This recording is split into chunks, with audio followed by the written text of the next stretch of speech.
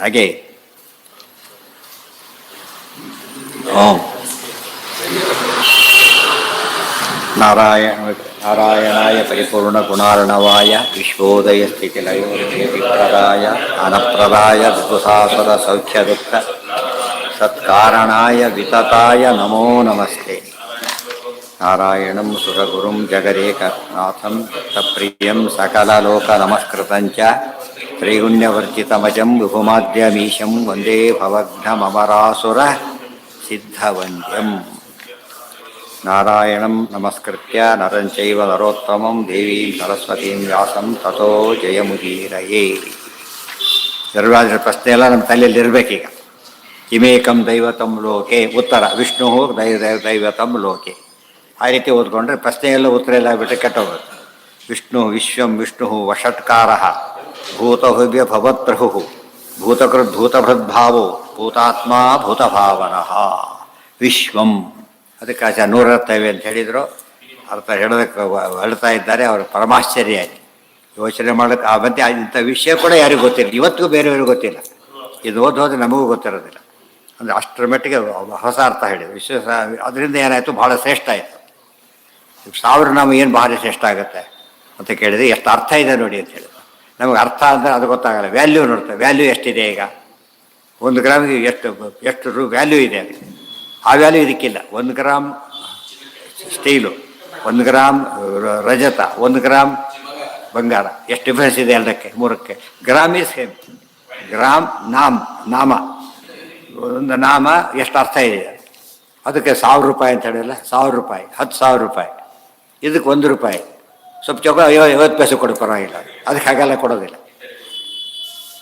ವಿಶ್ವಂ ವಿಷ್ಣುರ್ವಷಟ್ಕಾರ ಭೂತ ಬಂದು ಹೇಳಿದ್ದೇ ಹೊಸ ವಿಷಯ. ಯಾರಿಗೂ ಗೊತ್ತಿದ್ದ ವಿಷಯ ಹೇಳಿಬಿಟ್ರು. ಆದರೆ ಮುಂದೆ ಏನು ಹೇಳ್ತಾರೆ ತೋರಿಸ್ತಾರೆ, ಹೇಗಿದೆ ನೋಡಿ ಅಂತ ತೋರಿಸಿದ್ರು. ವಿಷ್ಣುರ್ವಷಟ್ಕಾರ ಕೆಲವರು ಹೇಳಿದ 2,000 ರೂಪಾಯಿ ನೋಟಿದೆ 2,000 ರೂಪಾಯಿ ಅಂತ ಹೇಳಿದ್ರೆ ಇಷ್ಟೇ ಇದೆ. 2,000 ರೂಪಾಯಿ ಹೇಗಾಗುತ್ತೆ? 100 ರೂಪಾಯಿ ಅದಕ್ಕೆ ಸೈಜಲ್ಲಿ ಅಂತ ಭಾರಿ ವ್ಯತ್ಯಾಸ ಇಲ್ಲ. ಹೇಗಾಗುತ್ತೆ? ಕೊಟ್ಟು ತೋರಿಸ್ತಾರೆ. 2,000 ಕಾಯಿನ್ ಕೊಡ್ತಾರೆ. ಅವಾಗ ಕರೆಕ್ಟ್ 2,000 ಬೆಲೆ ಇದೆ ಅಂತ ಹೇಳಿದ್ರೆ ಹಳ್ಳಿಯವನಿಗೆ ಗೊತ್ತಾಗಲಿಲ್ಲ. ಅವ್ನು ಇಸ್ಕೊಂಡಾಗ ಗೊತ್ತಾಯಿತು, ಕೊಟ್ಟಾಗಲೂ ಗೊತ್ತಾಯಿತು. ಅದಕ್ಕೆ ಅರ್ಥ ಮಾಡಿ ತೋರಿಸ್ದಾಗ ಏನಾಗುತ್ತೆ ನಮಗೆ, ಇದೆ ಅಂತಾಯಿತು, ಹೇಗಿದೆ ಅಂತ ತೋರಿಸ್ಬೇಕಲ್ಲ. ಅದಕ್ಕೆ ತೋರಿಸಿದ್ರು. ವಿಶ್ವಂ ವಿಷ್ಣು ವಿಶ್ವಂ ಅಂದರೆ ಏನರ್ಥ? ಎಲ್ಲ ಅಂತ. ಎಲ್ಲ ವಿಶ್ವಂ ಅಂದರೆ ಎಲ್ಲ.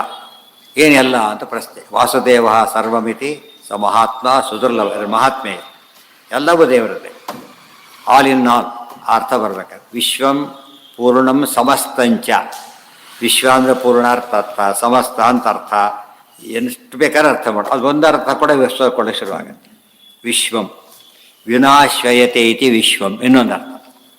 ಎಲ್ಲವೂ ಅವನೇ ಆಗಿದ್ದಾನೆ ಅಂತ ಹೇಳಿದ ತಕ್ಷಣ ವಾಸುದೇವ ಸರ್ವಂ ವಿಶ್ವ ಒಂದೇ ರೀತಿ ಅರ್ಥ ಬಂದಿರ್ತಾರೆ. ಈಶಾವಾಸ್ಯವಿದಂ ಸರ್ವಂ ಸರ್ವಂ ಕಲ್ವಿದಂ ಬ್ರಹ್ಮ ಎಲ್ಲ ಇದಕ್ಕೆ ಅರ್ಥ ಆಯಿತು. ಈ ವಿಶ್ವಂ ವಿನಾ ವಿ ಅಂದರೆ ಗರುಡ. ಗರುಡನ ಮೂಲಕವಾಗಿ ಗಗನದಲ್ಲಿ ಸಂಚರಿಪ ಗರುಡ ದೇವನೇ ತೊರಗ. ಗರುಡ ವಾಹನ ಅಂತ ಅರ್ಥ. ಇನ್ನೊಂದು ಅರ್ಥ. ಆಮೇಲೆ ಇನ್ನೂ ಅರ್ಥಗಳು ತಗೊಂಡ್ರೆ ವಿ ಅಂದರೆ ಗರುಡ, ಶ ಅಂದರೆ ನಾಯಿ. ಗರುಡನಂತ ದೊಡ್ಡ ವ್ಯಕ್ತಿ ಆಗಲಿ, ನಾಯಿ ಅಂತ ಕೇಳು ವ್ಯಕ್ತಿ ಆಗಲಿ, ಎಲ್ಲದರ ಹೆರ್ಮೆ ಆದಮೇಲಿದೆ. ವಿದ್ಯಾವಿನಯ ಸಂಪನ್ನೆ ಬ್ರಾಹ್ಮಣೇ ಗವಿ. ಎಲ್ಲಿದ್ದರೂ ದೇವರು ಹೇಗಿದ್ದಾನೆ? ನೋಚ್ಛೈ ಸರ್ವದೇಶೇಶು ಕಾಲೇಶು ಸ ಏಕಃ ಪರಮೇಶ್ವರ ವಿಶ್ವಂ. ಈಗ ಅನೇಕ ಅರ್ಥಗಳನ್ನು ಹೇಳ್ತಾರೆ. ವಿಶ್ವನಾಮಾಸ ಭಗವಾನ್ ಯಥ ಪೂರ್ಣಗುಣ ಪ್ರಭು. ಗೀತಾ ತಾತ್ಪರ್ಯದಲ್ಲಿ ಪೂರ್ಣಗುಣನಾಗಿದ್ದಕ್ಕೆ ಏನಂತ ಕರೀತಾರೆ? ವಿಶ್ವ ಅಂತ ಕರೀತಾರೆ. ವಿಶ್ವಂ ವಿಷ್ಣುರ್ ವಷಟ್ಕಾರ. ಅಲ್ಲಿ ಇನ್ನೂ ಭಾಳ ಅರ್ಥ ಹೇಳುದು. ವಿಶಾವ ವಿಶಾವ. ವಿ ಅಂದರೆ ವಿಶೇಷ, ವಿಲಕ್ಷಣ, ವಿರುದ್ಧ, ವಿಲಕ್ಷಣ. ಶ ಅಂದರೆ ಆನಂದ, ವ ಅಂದರೆ ಜ್ಞಾನ. ವಿಲಕ್ಷಣವಾದ ಆನಂದ ಹೊಂದಿದವನು, ವಿಲಕ್ಷಣವಾದ ಜ್ಞಾನ ಹೊಂದಿದವನು ಅಂತ. ಜ್ಞಾನ ಸ್ವಾತಂತ್ರ್ಯ ಸರ್ವಜ್ಞಾನ ಅಂಬೋದು ಅವರೊಬ್ಬನೇ ಯುನಿಕ್. ಆದಷ್ಟು ಇದು ಎಷ್ಟು ಅರ್ಥ ಮಾಡ್ಬೋದು ಯೋಚನೆ ಮಾಡಿ. ಕಾಂಬಿನೇಷನ್ ಮಾಡ್ತಾರೆ, ಇನ್ನೂ ಅರ್ಥ ಜಾಸ್ತಿ ಆಗುತ್ತೆ.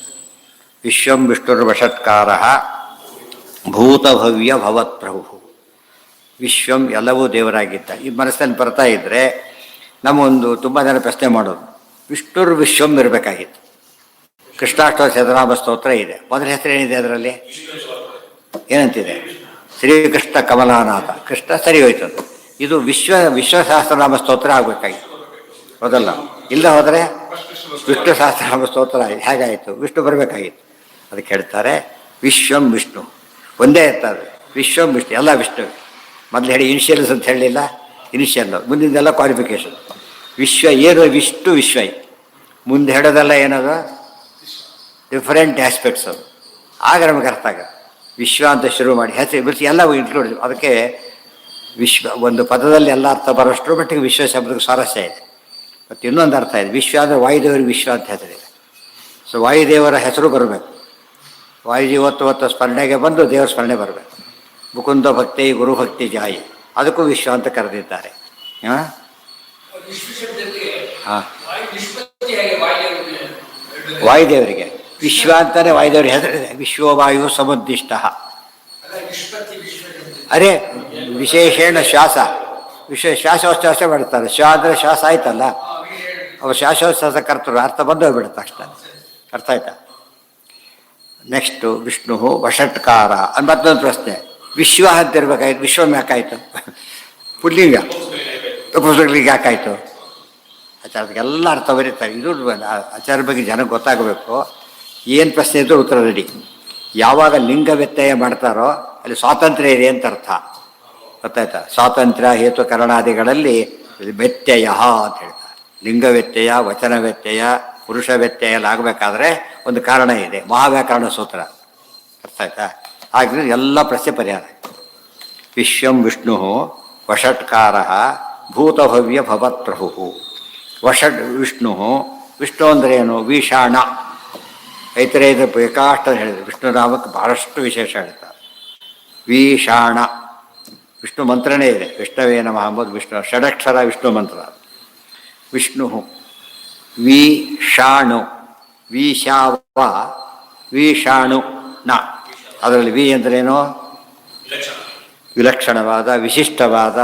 ಷ ಣ, ನಾಂದ್ರ ಆನಂದ, ಶಾಂದ್ರ ಬಲ. ಇಲ್ಲ ಶಾಂದ್ರ ಆನಂದ, ನಾಂದ್ರ ಬಲ, ಎರಡರ್ಥನೂ ಹೇಳ್ತಾರೆ. ವಿಶಿಷ್ಟವಾದ ಆನಂದ ಹೊಂದಿದ್ದಾರೆ. ಜ್ಞಾನಾನಂದಮಯ, ವಿಶಿಷ್ಟವಾದ ಜ್ಞಾನಾನಂದಮಯ. ಒಂದೇ ಸದಾನಂದಂ, ಸರ್ವಜ್ಞನಾಗಿದ್ದಾನೆ. ಆ ಅರ್ಥದಲ್ಲಿ ವಿಶ್ವಂ ವಿಷ್ಣು ವಷಟ್ಕಾರ. ಇನ್ನು ವಿಷ್ಣು ಹೂ ಯಾಕೆ ಬಂತು? ವಿಷ್ಣ ಅನ್ಬೇಕಿತ್ತು. ವಿಷಾಣ ಸಾಕಲ್ಲ, ವಿಷ್ಣ. ಈ ಅರ್ಥ ವಿಷಾಣ ಬಂದೋಯ್ತು. ಯಾಕೆ ಹೂ ಯಾಕೆ ಬರಬೇಕು ಅಂದರೆ ತಾಚ್ಛಲ್ಯ ಅರ್ಥ. ಅದವನು ಸ್ವರೂಪ. ಅಕ್ವೈರಡ್ ಅಲ್ಲ. ಅದಕ್ಕೋಸ್ಕರ ಹೂ ಶಬ್ದ ಬಿಡುತ್ತೆ ಸ್ವರೂಪ ಅಂತ. ಗೊತ್ತಾಗ ತಾಚ್ಛಲ್ಯಾರ್ಥೆ ಊಹು. ತಾಚ್ಛಲ್ಯ ಅಂದ್ರೇನು? ಅವನ ಸ್ವರೂಪ ಅದು ಅಂತ ಹೇಳಿದ್ರೆ ಹೂ ಅಂತ ಸೇರಿಸ್ತಾರೆ. ಮತ್ತು ಭ್ರಾಜಿಷ್ಣು, ಜಿಷ್ಣು, ವಿಷ್ಣು. ವಿಷ್ಣು ಎಲ್ಲಿ ಹೂ ಬರುತ್ತೆ ಅದಕ್ಕೆಲ್ಲ ಅರ್ಥ ಬರುತ್ತೆ. ವಿಷ್ಣುರ್ ವಷಟ್ಕಾರ. ವಿಶ್ವಂ ವಿಷ್ಣು ವಷಟ್ಕಾರ. ವಷಟ್ಕಾರ ಅಂದ್ರೇನು? ವಷಟ್ ಇತಿ ಆಕರೋತಿ. ಗೊತ್ತಾಯ್ತಾ? ವಷಟ್ ಅಂದ್ರೇನು? ವಾ ಷಟ್. ಷಟ್ ಅಂದರೆ ಷಡ್ಗುಣಗಳು. ವಾ ಷಟ್ ವರ್ತತೆ ಷಡ್ಗುಣೈ ಸಹ ಐತಿ ವಷಟ್ ಕಾರ. ವಷಟ್ ಮಂತ್ರ ಜಪ ಹೇಳ್ಬೇಕು. ವಷಟ್ ಶಿಖಾಯ ವಷಟ್ ಅಂತ ಹೇಳಿ ವಷಟ್ಟು ವಷಟ್ ಎಲ್ಲ ಹೇಳ್ತೇವೆ ನಾವು. ಅದಕ್ಕೇನೆ ವಷಟ್ಕಾರ ವಿಷ್ಣುವಿಗೆ. ಆ ಮಾತಿನ ಅರ್ಥ ಏನು ಅಂದರೆ ವಷಟ್ಕಾರ ಎಲ್ಲಿ ಉಪಯೋಗಿಸ್ತೇವೆ? ಜಪಕ್ಕೆ ಉಪಯೋಗಿಸ್ತೇವೆ, ಹೋಮಕ್ಕೆ ಉಪಯೋಗಿಸ್ತೇವೆ. ಅಂದರೆ ಎಲ್ಲ ಜಪ ತಪ ಹೋಮಗಳಿಂದ ಆರಾಧ್ಯನಾದವನು ಅಂತ ಅರ್ಥ. ಗೊತ್ತಾಯ್ತು? ಅವನಿಗೆ ಬೇರೆಯವರು ಮಾಡೋಂಗಿಲ್ಲ, ಈತನಿಗೆ ಮಾಡಬೇಕು. ಉಳಿದವ್ರಿಗೆ ಮಾಡ್ಬೇಕಾದ್ರೆ ಅಂತರ್ಯಾಮ ವಿವಕ್ಷಯ ಮಾಡಬೇಕು. ಉಳಿದವ್ರಿಗೆ ಹೇಳೋದಕ್ಕೆ ಬರೋದಿಲ್ಲ ಅದನ್ನು. ಆದ್ದರಿಂದ ಎಲ್ಲ ಸೇರ್ಕೊಂಡು ಹೋಯ್ತು. ಸ್ವಾಹ ವಿಷಟ್ಟು ಎಲ್ಲರೂ ಒಂದು ಹೇಳಿದ ತಕ್ಷಣ ಏನು ಮಾಡಬೇಕು? ಸಂಬಂಧಪಟ್ಟಿದ್ದೆಲ್ಲ ಸೇರಿಸಿ ಉಪಲಕ್ಷಣ ಮಾಡ್ಕೋಬೇಕು. ವಿಶ್ವಂ ವಿಷ್ಣು ವಷಟ್ಕಾರ. ವಷಟ್ಕಾರ ವಷಟ್ ಇತಿ ಆಕ್ರಿಯತೆ ಇತಿ ವಷಟ್ಕಾರ. ವಷಟ್ ಇತಿ ಆಕ್ರಿಯತೆ ಇತಿ ವಷಟ್ಕಾರ. ಭೂತಭವ್ಯ ನೋಡಿದಾಗ ನಮಗೇನಿಸ್ತದೆ? ವಷಟ್ಕಾರವೇ ವಿಷ್ಣು. ಸುಮ್ಮನೆ ಓದ್ಬಿಟ್ರೆ ಏನಾಗ್ತಿತ್ತು? ವಷಟ್ಕಾರವೇ ವಿಷ್ಣು ಅಲ್ಲ. ವಷಟ್ ಇತಿ ಆಕರೋತಿ ಇತಿ ಏನಾಯ್ತು ಅಲ್ಲಿಗೆ? ವಷಟ್ಕಾರ. ಭೂತಭವ್ಯ ಭವತ್ಪ್ರಭು. ಭೂತ ಭವ್ಯ ಭವತ್ಪ್ರಭು. ಭೂತ ಅಂದರೆ ಹಿಂದಾಗೋಗಿತ್ತು, ಭವ್ಯ ಅಂದರೆ ಮುಂದಾಗೋದು, ಭವತ್ ಅಂದರೆ ಈಗಿರೋದು. ಇಷ್ಟ ತಿಳ್ಕೊಂಬಿಡು. ಭೂತಕಾಲ, ಭವಿಷ್ಯತ್ ಕಾಲ, ವರ್ತಮಾನ ಕಾಲ ಅಂತ ಹೇಳ್ತೇವಲ್ಲ. ಭವ್ಯ ಅಂತ ಹೇಳಿದರೆ ಮುಂದಾಗೋದು, ಭೂತ ಹಿಂದಾಗಿರೋದು, ಭವತ್ ಈಗಿರೋದು. ಇದೆಲ್ಲ ಪ್ರಭು ಆಗಿದ್ದಾನೆ. ಎಷ್ಟೆಷ್ಟು ಬೇಕೀಗ? ಭೂತ ಕಾಲಕ್ಕೆ, ಈ ಕಾಲಕ್ಕೆ, ಮುಂದಿನ ಕಾಲಕ್ಕೆ. ಅರ್ಥ ಆಯ್ತಾ? ಈ ಕಾಲ ಬಂತೀಗ. ಭೂತಕಾಲಕ್ಕೆ ಭೂತಕಾಲಕ್ಕೆ ಬೇರೆ ಮಿನಿಸ್ಟ್ರಿ ಇದ್ರೆ ಇರಲಿಲ್ಲ. ಭವ್ಯ ಯಾರಾಗ್ತಾರೆ ಗೊತ್ತಿಲ್ಲ. ಭವತ್ ಎಷ್ಟು ಸ್ವಲ್ಪ ಈಗ ಅವರಷ್ಟೇ. ಈಗ ಎಲ್ಲರಿಗೂ ಫ್ರಮ್ ಟು ಹಾಕ್ತಾರೆ. ದೇವರಿಗೆ ಹಾಗಲ್ಲ, ಆಲ್ವೇಸ್ ಅಂತ ಭೂತ ಆಲ್ವೇಸ್. ಅದಕ್ಕೆ ಏಕೋ ನಾರಾಯಣ ಆಸಿ. ಭೂತ ಭವ್ಯ ಭವತ್ ಪ್ರಭು ಇನ್ನೊಂದು ಅರ್ಥ. ಭೂತ ಭೂತಾನಾಂ ಭವ್ಯಾನಾಂ ಭವತಾಂಚ ಪ್ರಭು. ಹಿಂದಿನವರಿಗೆ, ಮುಂದಿನವರಿಗೆ ಮತ್ತು ಈಗಿನವರಿಗೆ ಪ್ರಭುವಾದವನು. ಎರಡರ್ಥ ಆಯ್ತಾ, ಗೊತ್ತಾಯ್ತಾ? ಆಮೇಲೆ ಭೂತ ಭವ್ಯ ಭವತ್ ಪ್ರಭು ಎಲ್ಲರಿಗೂ ಪ್ರಭು. ಅಥವಾ ಭೂತ ಭವ್ಯ ಭವತಾಂ ಪ್ರಭುತ್ವಂ ಅಸ್ಮಾತ್. ಇವತ್ತು ರಾಜರು ಅಂತ ಆಗೋಗಿದ್ದಾರಲ್ಲ, ಅವರಾಗಿದ್ದು ಕೂಡ ಇದ್ದಿಂದಾನೆ, ದೇವರಿಂದಾನೆ. ಭೂತರಾಜರು ಭವ್ಯರಾಜರು, ಭೂತರಾಜರು ಆರ್ತರು, ಭೂತರಾಜರು ಭವ್ಯರಾಜರು ಭವತರಾಜರು ಎಲ್ಲರೂ ಕೂಡ ಯಾರಿಂದಾದವರು? ವಿಷ್ಣುವಿನಿಂದಾನೆ. ಅದಕ್ಕೊಂದು ಮಾತು ಬಂತು, ನ ಅವಿಷ್ಣು ಪೃಥ್ವೀಪತಿ. ರಾಜ ಅಂದರೆ ದೇವರ ಸನ್ನಿಧಾನ ಇರಬೇಕು ಅಂತ. ದೇವರೇ ಅಲ್ಲ, ದೇವರ ಸನ್ನಿಧಾನ. ಒಳ್ಳೆ ರಾಜ ಅಲ್ಲ, ದೇವರ ಸನ್ನಿಧಾನ. ಇಲ್ಲೋದ್ರೆ ದೇವರ ಸನ್ನಿಧಾನ. ಭವ್ಯ ಭವತ್ ಭೂತ ಭವ್ಯ ಭವತ್ ಪ್ರಭು. ಅದು ಭೂತಾನಾಂ ಭವ್ಯಾನಾಂ ಭವತಾಂ ಬ್ರಹ್ಮಣಾಂ ಪ್ರಭು. ಹಿಂದಿನ ಬ್ರಹ್ಮದೇವರು ಈ ಎಲ್ಲರಿಗೂ ಕೂಡ ಪ್ರಭು. ಅದು ದೇವರು ಚೇಂಜ್ ಆಗೋದಿಲ್ಲ, ಇವರು ಚೇಂಜ್ ಆಗ್ತಾರೆ. ಬರೀ ಚೇಂಜ್ ಆಗೋದಿಲ್ಲ, ದೇವರ ಅಧೀನದಲ್ಲಿದ್ದೇ ಚೇಂಜ್ ಆಗ್ತಾರೆ. ಪದವಿ ಕೊಡೋದು ಅವನೇ, ಇರಿಸೋದು ಅವನೇ, ಮುಂದೆ ಮುಕ್ತಿ ಕೊಡೋದು ಅವನೇ. ಭೂತ ಭವ್ಯ ಭವತ್ ಪ್ರಭು. ಭೂತ ಭವ್ಯ ಭವಂತಹ ಪ್ರಭವ ಅಸ್ಮಾತ್. ಹಿಂದಿನ ಮುಂದಿನಾಗಿ ಎಲ್ಲ ರಾಜರಾಗಿರೋದು ಅವನಿಂದಾನೆ. ಇನ್ನು ಪ್ರಭು ಅಂದರೆ ಸಮರ್ಥ. ಪ್ರಭು ಈಶಃ ಸಮರ್ಥಶ್ಚ. ಪ್ರಭು ಈಶಃ ಸಮರ್ಥಶ್ಚ. ಸಮರ್ಥ ಅಂದರೆ ಇವತ್ತು ನಮಗೇನೋ ಸಾಮರ್ಥ್ಯ, ನಮಗೆಲ್ಲ ಸಂಬಂಧಪಟ್ಟಿದ್ದಲ್ಲ ಅಂತ ತಿಳ್ಕೊಬಾರ್ದು. ನಮಗೆ ಸಂಬಂಧಪಟ್ಟಿದೆ. ನಮಗೊಂದು ಪ್ರಭುತ್ವ ಇದೆ. ಏನು ಪ್ರಭುತ್ವ? ಸಾಮರ್ಥ್ಯ ಇದೆ. ಏನೋ ಒಂದು ಸಾಮರ್ಥ್ಯ ಇದೆ. ಈಗಿನ ನಮಗೆ, ಮುಂದಿನ ನಮಗೆ, ಹಿಂದಿನ ನಮಗೆ, ಅಂದರೆ ಯಾವ ಜನ್ಮದಲ್ಲಿ ನಾವಿದ್ದರೂ ಕೂಡ ದೇವರೇ ಪ್ರಭು. ಮುಂದೆ ಯಾವ ಜನ್ಮ ಬಂದರೂ ಕೂಡ ದೇವರೇ ಪ್ರಭು. ಇಷ್ಟು ಭುಕ್ತಿಯಲ್ಲೂ ದೇವರೇ ಪ್ರಭು ಎಂದು ಚೇಂಜ್ ಮಾಡೋಕ್ಕೆ ಸಾಧ್ಯನೇ ಇಲ್ಲ. ಭೂತ ಭವ್ಯ ಭವತ್ ಪ್ರಭು. ಈ ರೀತಿ ಅರ್ಥ ಮಾಡಿಕೊಂಡ್ರೆ ಕಾಲ ಆಯಿತು, ಸ್ಥಳ ಆಯಿತು, ವ್ಯಕ್ತಿಗಳಾದರು, ರಾಜರಾದರು, ನಮ್ಮ ನಮ್ಮ ಚಟುವಟಿಕೆಗಳಾದವು. ಪ್ರತಿಯೊಂದು ಕೂಡ ಸ್ವಾಮಿ ಯಾರು?